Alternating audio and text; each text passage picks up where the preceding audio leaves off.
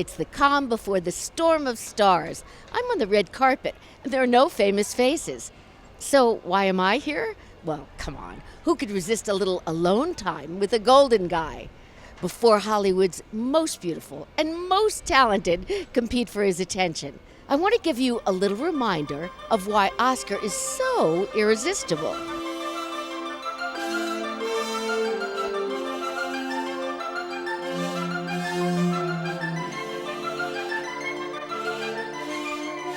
It means somebody was looking at me, and you don't know about it, and then they give you something for it. I think that's sensational. Was I surprised? No, I think I gave a good performance. I don't know why they never gave me an Oscar for James Bond. I just felt really, really good about being able to achieve something that seemed so impossible.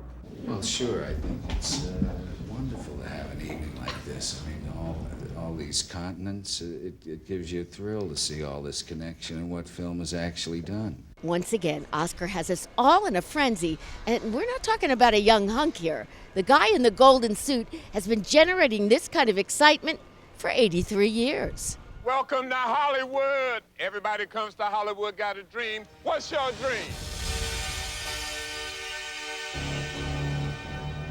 I know what the nominees are dreaming about, and that made me wonder, what would someone in this town do for an Oscar? Would they kill for him? I want Dick Tracy dead! Would they die for him? Would they risk their life for him? Would they get tough for him? You still running playback money for the mob? That's me. That's who I am. You were never cut out for the rackets, Roy. How come? You aren't tough enough. There are always some surprises, but I've got a few no-miss predictions. The winners will cry, and the losers will smile, or at least try to.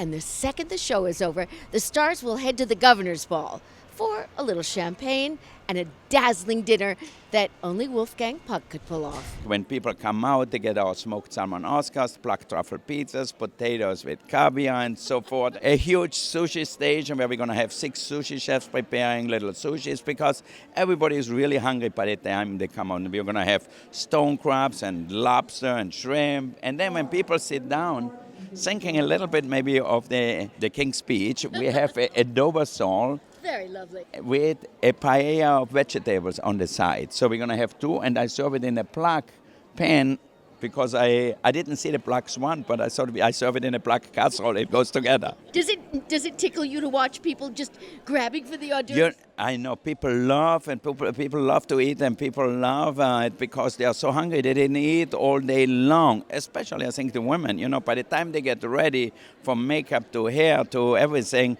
it's probably since 10 in the morning. They had maybe a tea and a toast. That's it. So by 11 o'clock at night, everybody is hungry.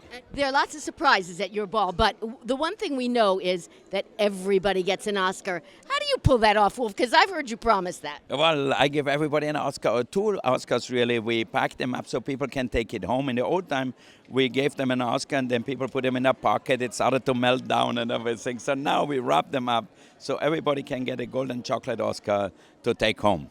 Oscar teases with promises, seduces with high expectations, and generations of stars have acted their hearts out to get his attention. On the Hollywood scene, I'm Jeanne Wolf.